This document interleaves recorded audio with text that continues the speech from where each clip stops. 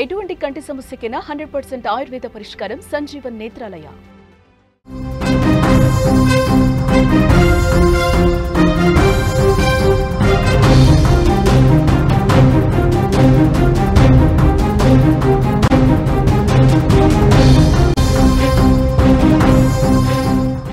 ధరాలి గ్రామం అంతా బురదమయం కనిపిస్తోంది. బురద కింద వందలాదిగా శవాలు ఉండే అవకాశం కనిపిస్తోంది.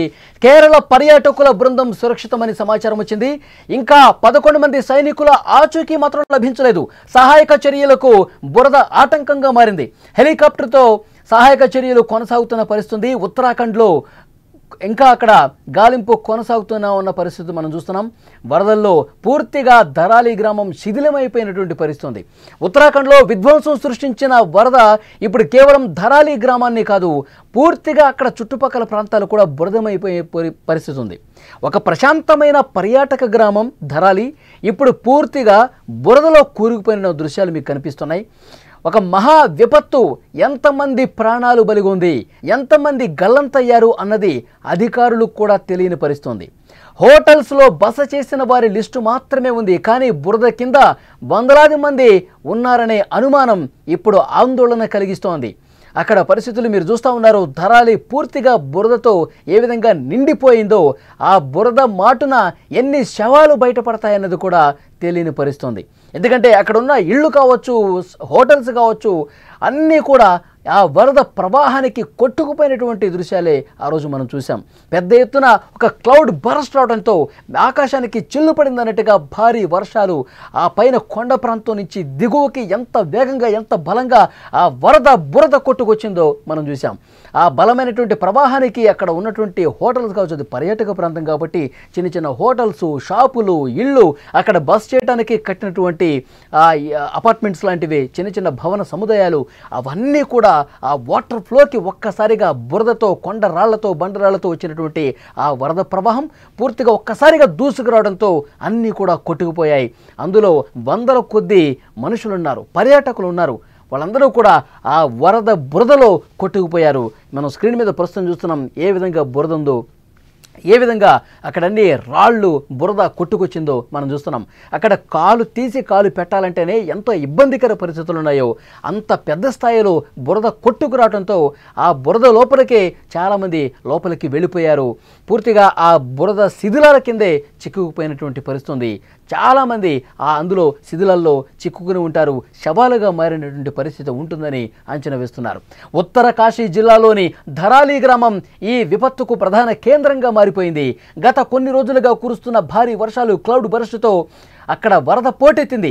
ఖీర్ గంగా నది ఉప్పొంగి గ్రామం మొత్తం కూడా ముంచెత్తింది. అకస్మాత్తుగా వచ్చినటువంటి ఈ వరదలతో ఆ గ్రామంలో అన్నీ కూడా దుకాణాలు, ఇళ్ళు, హోటల్స్ కొట్టుకుపోయాయి. పలు ఇళ్ళైతే బురదలో ఇంకా కూరిగిపోయి ఆ శిథిలాలన్నీ కూడా తీయలేని పరిస్థితి ఏర్పడింది. కొండ చర్యలు విరిగిపడి రోడ్లన్నీ కూడా మూసుకుపోయిన పరిస్థితి. ప్రకృతి విధ్వంసం సమయంలో ప్రజలు ప్రాణాలు అరచేతులు పెట్టుకుని పరుగులు తీశారు. కానీ వాళ్ళు ఎంత పరిగెత్తినా అంతే వేగంగా, దానికంటే రెట్టింపు వేగంతో బలంగా ఒక ప్రవాహం దూసుకొచ్చేసరికి చాలామంది తప్పించుకోలేకపోయారు.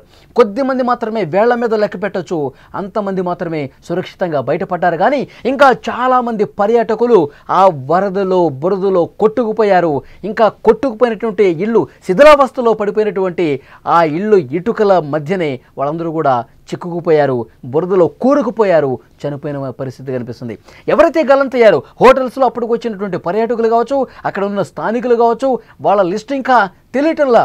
వందల మంది ఆ రోజు అక్కడ పర్యాటకులుగా ఉన్నట్టుగా తెలుస్తుంది. వాళ్ళ ఆచూకీ, వాళ్ళకి సంబంధించిన సమాచారం, వాళ్ళ రికార్డ్స్ ఏమీ తెలియటం లేదు.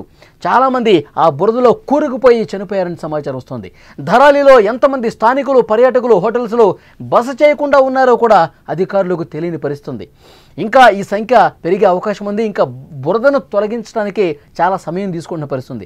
బురద కింద వందలాదిగా ఉన్నారనేటువంటి భయంకరమైన వార్తలు కూడా వినిపిస్తున్నాయి. ఉత్తర కాశీ నుంచి గంగోత్రికి బయలుదేరిన 28 మంది కేరళ పర్యాటకుల బృందం మాత్రం వాళ్ళు కనిపించకుండా పోయారన్న సమాచారం రావడంతో కలవరం మొదలైంది. కానీ బుధవారం సాయంత్రానికి వాళ్ళ ఆచూకీ తెలియడంతో ఊపిరి పీల్చుకున్నారు వెతుకుతున్న అధికార యంత్రాంగం కూడా. బస్సుతో పాటు వాళ్ళు మార్గంలో చిక్కుకుపోయిన పర్యాటకులు ఎవరైతే ఉన్నారో వాళ్ళు ప్రాణాలతో సురక్షితంగా ఉన్నారని తెలియటంతో అధికారులు ఊపిరి పీల్చుకునే పరిస్థితి. ఒకసారి మీరు రైట్ సైడ్ బాక్స్లో చూస్తున్నారు, వరదలు వస్తున్న సమయంలో ధరాలి ఏ విధంగా ఉంది, అక్కడ కట్టడాలు కనిపిస్తున్నాయి, ఇళ్ళు కనిపిస్తున్నాయి, పర్యాటక ప్రదేశం మనకి చాలా స్పష్టంగా కనిపిస్తుంది. ఆ వరద వస్తున్నప్పుడు ధరాలి గ్రామాన్ని మీరు చూస్తూ ఉన్నారు. వేగంగా వరద దూసుకుంటూ వచ్చి అక్కడున్న ఇళ్ల లోపలికి ఏ విధంగా తోసుకుపోతుందో, అక్కడున్న హోటల్స్ మీదకి ఏ విధంగా తోసుకుపోతుందో, అక్కడ ఉన్నటువంటి బస చేయడానికి ఏర్పాటు చేసిన చిన్న లాడ్జీలు ఏవైతే ఉన్నాయో అవి ఏ విధంగా ఉన్నాయో చాలా స్పష్టంగా వాటి రూపురేఖలు మనకు కనిపిస్తున్నాయి. అందమైన బిల్డింగ్స్ కనిపిస్తున్నాయి. ఆ కొండ ప్రాంతం పైకి ఎగువన ఆ ప్రాంతం మొత్తం కూడా ఎంతో అద్భుతమైనటువంటి అందమైనటువంటి పర్యాటక ప్రాంతం ధరాలి గ్రామం చాలా స్పష్టంగా మనకు కనిపిస్తుంది. కానీ ఒక్కసారి ఆ వరద ప్రవాహం వచ్చిన తర్వాత, ఆ మహా విస్ఫోటనం వచ్చిన తర్వాత పెద్ద ఎత్తున బురదతో నిండిపోయినటువంటి పరిస్థితి మనం చూస్తూ ఉన్నాం. వరదల్లో పూర్తిగా ధరాలి శిథిలమైపోయినటువంటి ఆ గ్రామాన్ని ప్రస్తుతం మీరు స్క్రీన్ మీద చూస్తున్నారు. మొత్తం కూడా కొట్టుకుపోయింది. దాదాపు సగం గ్రామం పైగా ఈ వరద ప్రవాహానికి బురద ప్రవాహానికి కొట్టుకుపోయి శిథిలమైపోయినట్టు పరిస్థితుంది. అప్పుడు ఆ వరద వచ్చే సమయంలో ఆ ఇళ్లలో ఎంతోమంది ఉన్నారు. ఆ ఇళ్లలో ఇంకా పర్యాటకులు చాలామంది ఉన్నారు.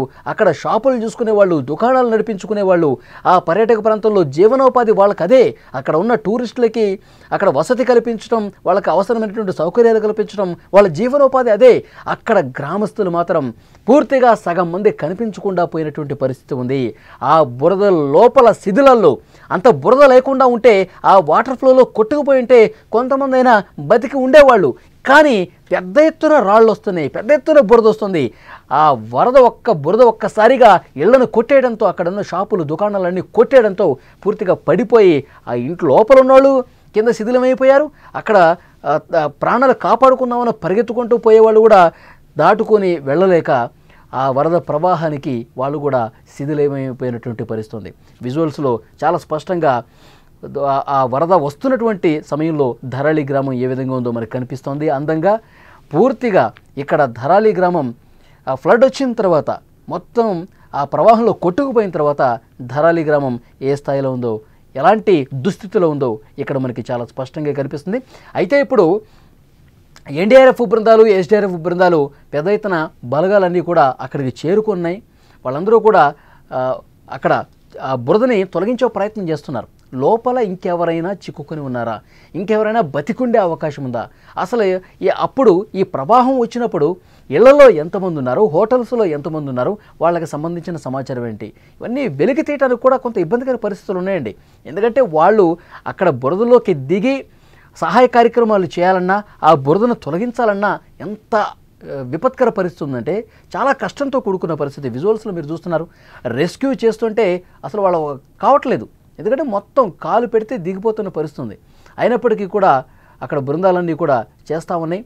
వాళ్ళు కష్టించి పనిచేస్తూ ఉన్నారు, బురదను తొలగించే ప్రయత్నం చేస్తున్నారు.